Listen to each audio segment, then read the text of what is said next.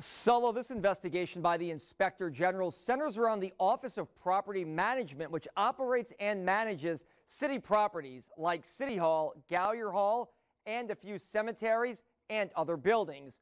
Some workers have been cashing in big time, maybe too big, and tonight we're digging deeper into those numbers. I, Latoya Wilder Cantrell, do solemnly swear. Last May, New Orleans Mayor Latoya Cantrell took the oath of office in front of a packed house at the Mahalia Jackson Theater, one of the city's buildings run by the Department of Property Management. As the mayor of this great city of New Orleans. But while Cantrell was celebrating her newly elected position, records show that some public employees who work for her and taxpayers were significantly pumping up their paychecks. How much so? In the last 3 years, the city's Department of Property Management paid out almost $900,000 in overtime. That in some cases wasn't even budgeted for, and in other cases can't be explained. Overtime was rampant. Like, there were zero controls in place.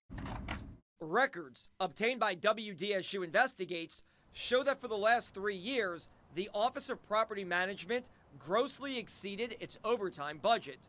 In only the first 9 months of 2018, they budgeted zero for overtime, not a dollar, yet paid out over $400,000. And remember, the year isn't over yet.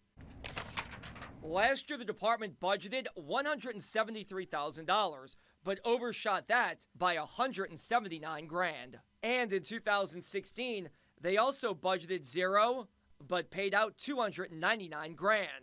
And that caught the attention of council members at a recent, sparsely attended public meeting.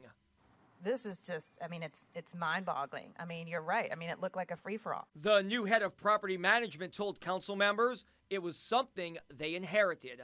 There were no controls prior to us coming into office. It was a free-for-all. You said it was a free-for-all? I think so. Councilwoman Helena Moreno wants to know if any laws were broken by paying out such high overtime. I mean, I hate to just put it out there, but it seems some of these cards may have been just fabricated, and nobody was checking. Correct.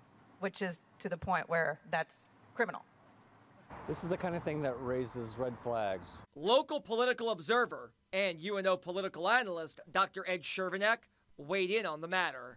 Best tells us that there's no real oversight, that no one's really checking in on what they're doing. A spokesperson for Mayor Cantrell reiterated that the issue predates her administration and confirms that the entire matter has been referred to the Office of Inspector General, where an active investigation is underway.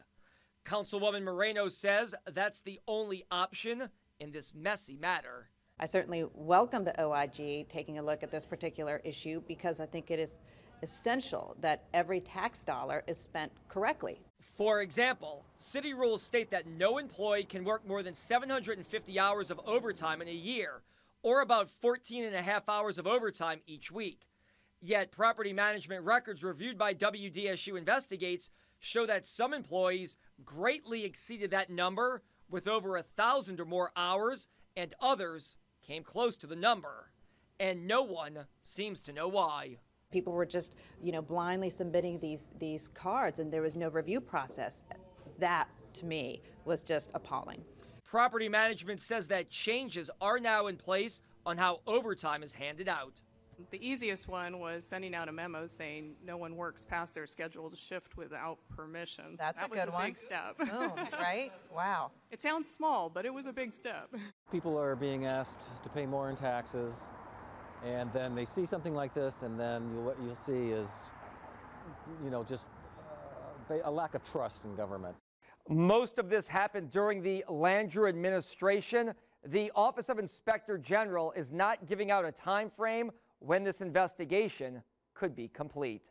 Sala, back to you.